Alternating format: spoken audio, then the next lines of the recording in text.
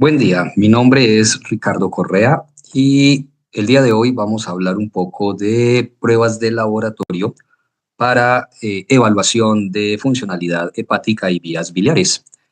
Sin duda, la idea es darle una aplicabilidad clínica a las pruebas de laboratorio y por eso lo vamos a ver desde el abordaje del paciente ictérico.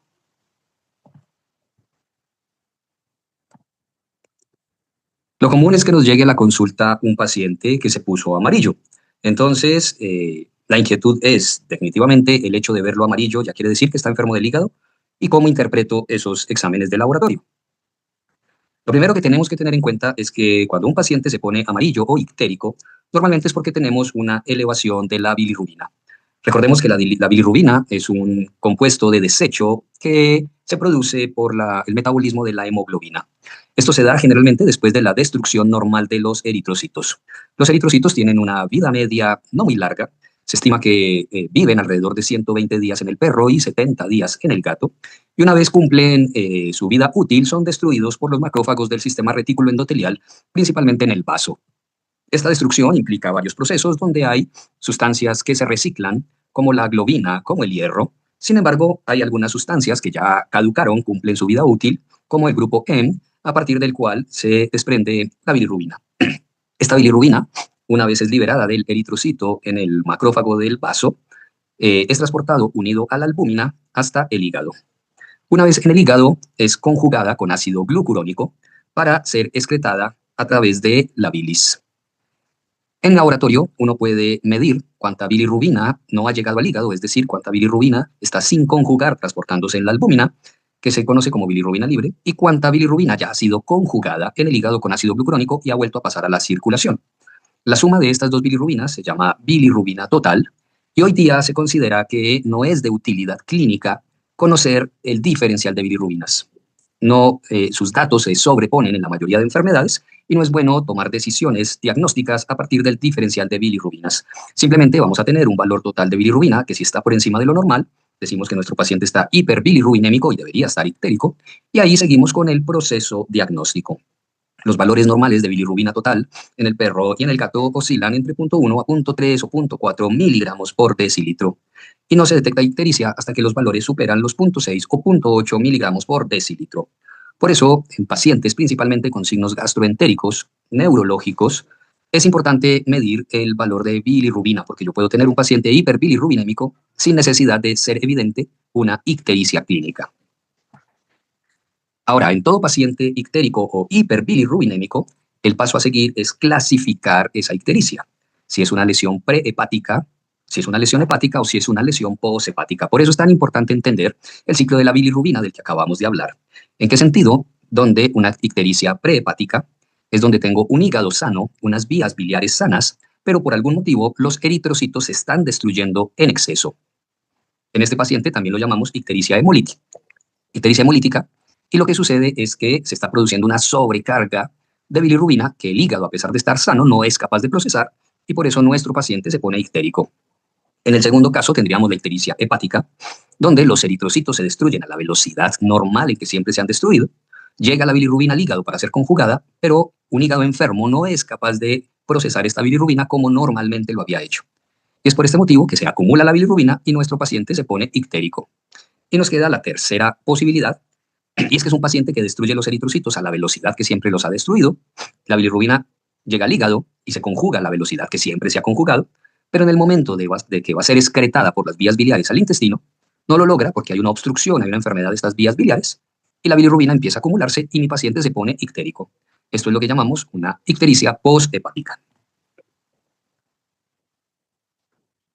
Recordando entonces, la hiperbilirrubinemia o la ictericia prehepática es causada por hemólisis, y el examen de sangre siempre revelará anemia. No puedo pensar que mi paciente está con una ictericia prehepática si no tiene anemia. Generalmente, las transaminasas hepáticas, como ALT, AST, fosfatasa, GGT, son normales o solo ligeramente elevadas. Y no hay otros marcadores de falla hepática.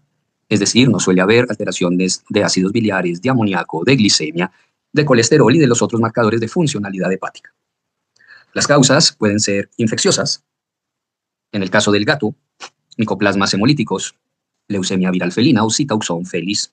En el caso del perro, babesia y tripanosoma. También podemos tener anemia hemolítica autoinmune primaria, más común en el perro que en el gato y más común en algunas razas como el setter irlandés y el French Poodle.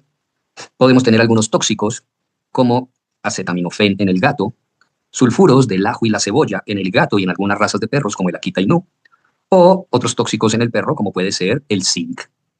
Y por último, podemos tener como causa de esta ictericia prehepática la microangiopatía. Esto hace referencia a vasos sanguíneos anormales, deformes, tortuosos, que destruyen los eritrocitos cuando pasan por ellos. Y lo vemos principalmente en el perro con hemangiosarcoma de vaso. Por otro lado tenemos la ictericia hepática, ya lo decíamos, no hay anemia, los eritrocitos se están destruyendo a la velocidad normal, pero es el hígado el que no es capaz de procesar esta bilirrubina. ¿Cómo lo sabemos? Pues no hay anemia, ya lo dijimos, en el paciente hiperbilirrubinémico, y se alteran las transaminasas hepáticas, principalmente aquellas de integridad del hepatocito que son ALT y AST. Además, debo tener otros marcadores de falla hepática, como alteraciones de coagulación, de amoníaco, de sales biliares. Las causas comunes pueden ser hepatitis infecciosas, como hepatitis viral en el perro, leptospirosis, enfermedad de Tisser, o en el gato quizás peritonitis infecciosa felina. Algunas toxinas, que pueden ser medicamentos como ketoconazol, fenobarbital, primidona, o toxinas de plantas como la cicatoxina de la Zika revoluta. También pueden ser tumores, o en el caso del gato, la lipidosis hepática. Y por último tenemos la hiperbilirrubinemia o ictericia posthepática, donde no hay anemia y vamos a tener alteración de transaminasas, pero principalmente aquellas marcadoras de colestasis, que son la fosfatasa y la GGT. Las causas son generalmente obstrucción biliar. Sin embargo, desde el laboratorio y desde el examen clínico es difícil diferenciar entre la hepática y la poshepática. Y aquí va a ser de mucha ayuda la ecografía. Las causas más comunes de hiperbilirrubinemia poshepática van a ser la infección de las vías biliares o colangitis, muy común en el gato, los cálculos biliares o colelitiasis, poco frecuente en perros y gatos comparados con humanos, las neoplasias biliares, la pancreatitis o la ruptura de las vías biliares, que puede ser traumática, puede ser espontánea, asociado a algunos procesos infecciosos como el mucocele biliar. Como vimos, entonces, lo primero es el examen clínico de mi paciente, conocer el valor de bilirrubina de mi paciente y adicionalmente realizar algunas pruebas de laboratorio que me ayuden a ubicarme dónde está la enfermedad clínica de mi paciente. Pruebas para evaluar el hígado hay muchas y vamos a clasificarlas inicialmente en dos grupos muy importantes. Las pruebas de integridad, que me dicen si el hepatocito está inflamado o no, y las pruebas de funcionalidad, que me dirán si el hígado funciona de manera adecuada o no. Estas pruebas se deben realizar en todo animal con enfermedad de moderada a severa. Y es muy importante realizarlas porque tengo que determinar si el hígado es el principal causante de los síntomas o el hígado está sufriendo de manera secundaria. Las pruebas de integridad que me hablan de cómo está mi hepatocito, si está inflamado, necrosado o no, son las transaminasas, siendo las principales la alaninoaminotransferasa o ALT, la aspartatoaminotransferasa o AST, la fosfatasa alcalina y la gamma-glutamiltransferasa o GGT. Por otro lado, tenemos las pruebas de funcionalidad, donde está la evaluación de los ácidos biliares, los niveles de albúmina, de amoníaco, los niveles de bilirrubina, colesterol, glicemia y coagulación. Ojo que las pruebas de funcionalidad se pueden alterar también por enfermedades extrahepáticas. Siendo muy importante las pruebas de integridad, entonces, recordemos la alaninoaminotransferasa o ALT, es una enzima que se encuentra en el citoplasma del hepatocito y es el órgano que más cantidad de esta enzima posee. Podemos tener algunos valores escasos en células cardíacas y músculo estriado.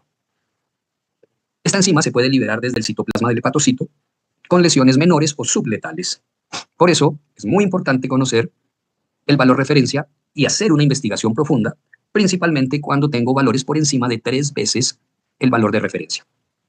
Valores elevados, pero solo levemente, pueden estar asociados a procesos secundarios sobre el hígado, es decir, lesiones como hipotensión, hipoxia, fiebre, ejercicio extenuante, pueden darte elevaciones leves de la ALT. Depende de cada laboratorio, pero generalmente los valores de referencia en el gato son menores a 140 y en el perro menores a 70 o 100. La vida media de esta enzima es de 5 días en el plasma, es decir, después de que se libera del hepatocito, perdura circulando unos 5 días. Los aumentos pueden iniciar tan rápido como 12 horas después de la lesión y pueden retornar a la normalidad 1 a 2 semanas después de que ha parado la lesión sobre el hígado. La elevación es proporcional al daño sobre el hepatocito.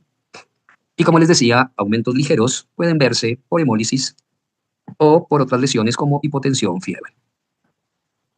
Elevaciones importantes, sin duda, nos indican que hay una inflamación del hígado, que ya hablábamos de algunas de sus causas: hepatitis infecciosas, medicamentosas, tóxicas, neoplasias, pancreatitis, trauma.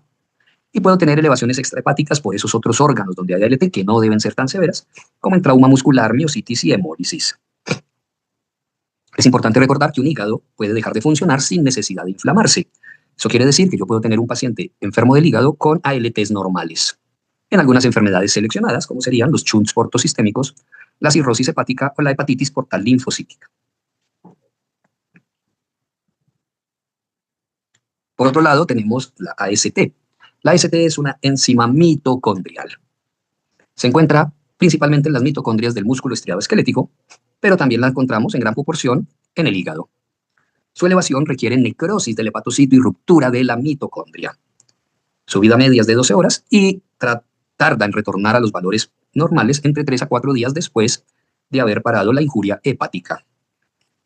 ¿Por qué es importante? Porque si tienes una elevación severa de la ALT, la AST te va a decir qué tanto de ese hígado puede haber muerto necrosado. Por eso es un marcador pronóstico mucho más confiable, ya que su elevación requiere ruptura de la mitocondria, no como la ALT que solo se escapa desde el citoplasma. ¿Pero por qué razón entonces no medimos solo AST para darnos una idea del hígado? Básicamente es por sus grandes cantidades en el músculo estriado. Una inyección intramuscular, un paciente postrado durante varios días, pueden tener una lesión muscular suficiente para elevar la AST. Por eso siempre se deben medir en conjunto la ALT y la AST. Bien, de esa manera, una elevación de la ALT y de la AST me indica que el problema probablemente es hepático. Una elevación de la AST sin elevación de la ALT sugiere que el problema es musculoesquelético y quizás lo deba confirmar con una medición de una enzima muscular específica como la creatinquinasa. Una elevación de la AST sin elevación de la ALT y sin elevación de la creatinquinasa generalmente sugiere que ésta se está liberando desde los eritrocitos. Bien, ahora están las enzimas de colestasis, de vías biliares. Tenemos la fosfatasa alcalina. Es una enzima que está principalmente en las células de los canalículos biliares. Sin embargo, puede tener otras fuentes de producción, como el hueso. Esto es importante en animales en crecimiento, donde van a tener valores más altos de fosfatasa alcalina, o en fracturas recientes o cáncer de hueso que pueden causar elevaciones de la fosfatasa. También es importante saber que un paciente que está expuesto a los corticoides va a tener elevaciones de la fosfatasa. Esto solo sucede en perros, no sucede en gatos. Y tengo que mirar si mi paciente está recibiendo corticoides exógenos como medicamento o tiene una producción alta de corticoides endógenos como el paciente con hiperadrenocorticismo o síndrome de Cushing. Cuando tengo una elevación de la fosfatasa y descarto la administración de corticoides en el perro, no es un paciente en crecimiento y no hay lesiones óseas, es un marcador muy confiable de obstrucción de vías biliares. Las elevaciones por causa de vías biliares entonces suelen ser inflamaciones, como la colangitis o colangiohepatitis muy común en el gato, los cálculos biliares, que ya decíamos, son más comunes en el humano que en el perro y el gato, neoplasias que comprometen las vías biliares, pancreatitis y ocasionalmente hipertiroidismo en el gato. Por otro lado, la fosfatasa también es una enzima que se eleva de manera importante en el gato con lipidosis. Las causas de elevación ósea ya las dijimos: animales en crecimiento, fracturas recientes o tumores de hueso, y inducida por corticoides únicamente en el perro, no en el gato. Por otro lado, tenemos la gamma-glutamiltransferasa. Es una enzima que está en muchas células, pero sus elevaciones importantes en sangre se consideran solo asociadas a lesiones de vías biliares. Por eso, la medimos en conjunto con la fosfatasa para descartar que sea un origen óseo. En el origen óseo solo se eleva la fosfatasa, no la GGT. Cuando en el perro es inducida por esteroides, también solo se eleva la fosfatasa, no la GGT. Y en el gato, cuando tengo una elevación de la fosfatasa y no se acompaña de elevación de la GGT, sugiere un cuadro de lipidosis.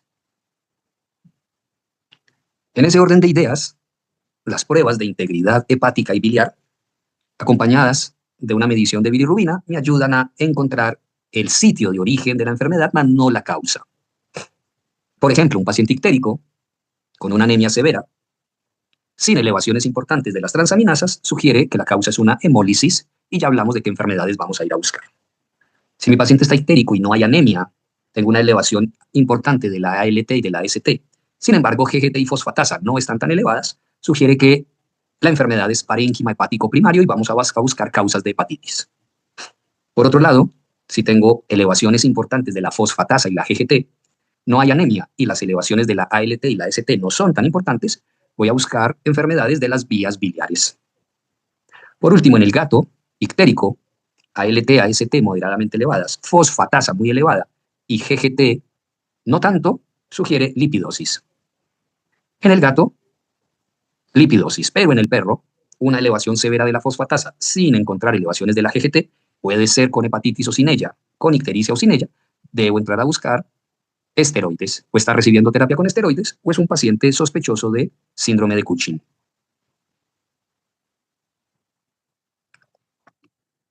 En ese orden de ideas, tenemos este paciente con una ALT no muy elevada, no más de 3 veces, una fosfatasa absurdamente alta y una GGT también muy alta. Este paciente sugiere una enfermedad de vías biliares. La ecografía me lo va a ayudar a confirmar. En este caso, si es un gato, debo descartar principalmente infecciones del árbol biliar, colangiohepatitis o colangitis infecciosa muy común en ellos, y quizás deba terminar de confirmarlo con un cultivo de bilis. En este otro caso, un paciente con una ALT muy alta, una AST también absurdamente alta, una fosfatasa alcalina que solo va por el doble y una GGT que todavía no ha empezado a subir. Sugiere que el problema principal no es vías biliares, sino parénquima hepático. Y voy a buscar la enfermedad en ese parénquima, generalmente infecciosa, tóxica o neoplásica. Probablemente requiero pruebas adicionales como ecografía y quizás biopsia. En este otro paciente tengo una LT elevada de manera considerable, una fosfatasa que también está empezando a elevarse, una ST no tan alta, eso quiere decir que el daño sobre el hepatocito no es tan importante, y una GGT normal. En este gato, esa elevación principalmente ALT fosfatasa, sin elevación de AST y GGT, sugiere que la causa de su ictericia es lipidosis hepática. En este otro paciente tenemos una bilirrubina muy alta, una LT que está empezando a subir, sin embargo tenemos una fosfatasa y una GGT demasiado elevadas. Este paciente también sugiere un problema primario de vías biliares que se está extendiendo al hígado. Un paciente que seguramente tiene una colangiohepatitis infecciosa. Por último tenemos este paciente que tiene una bilirrubina absurdamente alta.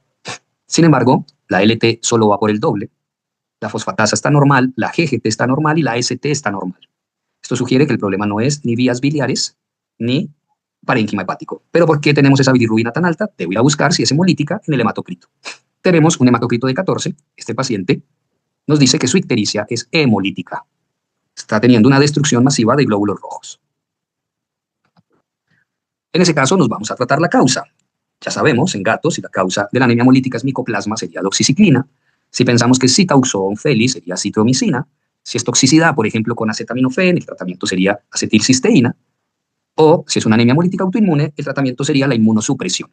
Recuerden, los exámenes me ubican el sitio de la ictericia, más no la causa. Esto debe ya complementarse con la anamnesis, exámenes adicionales, respuesta al tratamiento. Muchas veces, cuando concluimos que la causa es el hígado, debemos buscar mediante algunas pruebas, por ejemplo, si puede ser leptospirosis, pero con mucha frecuencia requerimos biopsias de hígado, sobre todo para diagnosticar hepatitis autoinmunes, que son frecuentes en el gato, o hepatitis por depósito de cobre, que son muy frecuentes en el perro. Si determino que la causa de la elevación de las transaminasas es una lipidosis, pues sabemos que aquí el tratamiento es básicamente tratamiento sintomático y nutrición hiperproteica. Muy bien, esto entonces era lo que íbamos a ver un poco de pruebas de evaluación de hígado y vías biliares e interpretación de las mismas. Espero la información haya sido de utilidad y en el encuentro en vivo estaremos para resolver dudas. Muchas gracias.